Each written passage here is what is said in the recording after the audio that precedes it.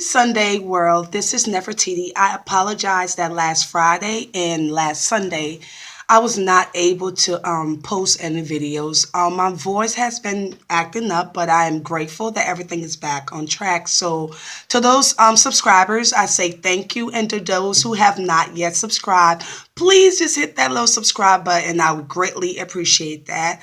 So, once again, welcome to Hippie Conquest. This is your channel. This is for you on your pit stop in your journey on life as you travel along and you're becoming overwhelmed. This is a channel that you turn on to get a breath of fresh air. This is a channel that you turn on to relax your nerves. So I say again, thank you for being a traveler on this journey along with me. So let's get right into it. Today, I'm going to talk about something that's near and dear to me, and that is Liberia, West Africa. I am a proud proud. I can't emphasize the proud. A proud ancestor of Liberia, West Africa, born and bred in that dirt and in that soil. Couldn't ask to be born anywhere else. But Liberia has just went through her elections. I think it was about a week or two ago.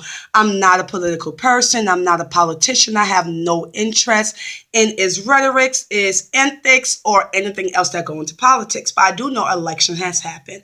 So as a citizen of Liberia, I have a letter to the president, whomever it may be. And this is called Dear Mr. President. So once again, thanks for watching. Dear Mr. President, I ask you, do you really care about education? I mean, come on. I don't mean what you wrote on your campaign papers, because you and I both know, right, that campaigns, sometimes the papers that they're printed on is not even worth the paper that they're printed on. Do you care about that little girl who has to wake up at 5 in the morning to get on her mother's back, then who has to go and cut down trees and cut down fruits and vegetables to feed the nation? Where is the hope for that child? I mean, will that child then raise a child that sits on her mother back and then her mother sits on her mother back? I know, I'm sorry. I'll slow it down. Sometimes my poetic brain, overtakes, and then I become too passionate about what I'm about to say. And then these words starts to form and these actions starts to come up. But dear Mr. President, I'll break it down for you. I mean, is there a circumstance out of that circumstance where that child is able to tell her child that she doesn't have to be limited to just being a market woman, right? Because we both know, Mr. President, times are changing. The world is moving more towards technology. Those market women pretty soon will not have a job. So how does that child become a mother and tell her child that she's going to be somebody? Okay, I'll leave that for you to ponder on. Dear Mr. President, do you care about that boy who has been waking up for months and months to run your campaigns and throwing papers up and down and knocking his neighbor's door to tell him to vote for you? Does that youth has a chance? I don't mean those youth in them who are going to get on planes and fly to far away places to the Americas and Europe and Asia and refuse to go back to that village they came from. They're disgust. How dare they return? I mean that child who loves Liberia, who is willing to stay on that soil and endure that pain and hurt. That youth in them.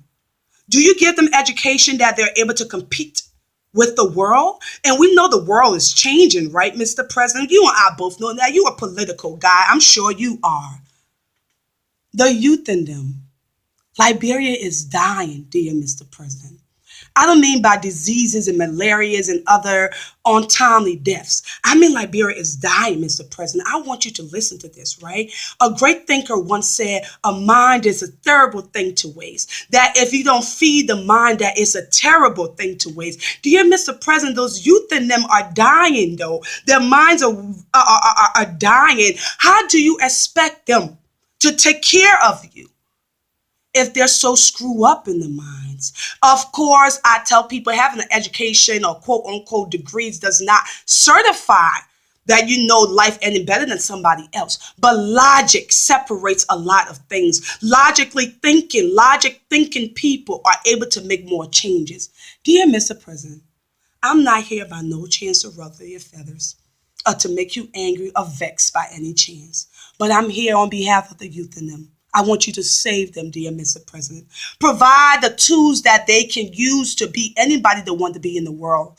Provide them the tools that they are able to compete with anybody in the world. Provide them the tools where they can be nurses and doctors in Liberia and come to anywhere in the world and still be nurses and doctors, dear Mr. President. Dear Mr. President, I am pleading to you as a citizen.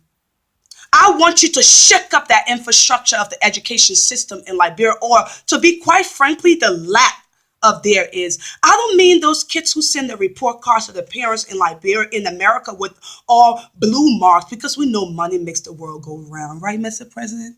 You can pay for anything you want, even education. So, dear Mr. President, can we build schools that are going to last through the rainy season? Dear Mr. President, can you provide schools that's going to feed these kids something to eat? Dear Mr. President, can you provide schools that are going to teach these kids? Teach them. Pay these teachers, because let's be honest, they got to take care of themselves and their family. If they can't take care of themselves and their family, they're not going to have no passion to want to take care of the nation. Dear Mr. President, I'm telling you, Liberia is dying, dear Mr. President. What are you going to do? I ask you today, as you watch this or some other time, if you do watch this, I want you to ponder on these thoughts that Liberia is a beautiful country. She is so rich in natural resources.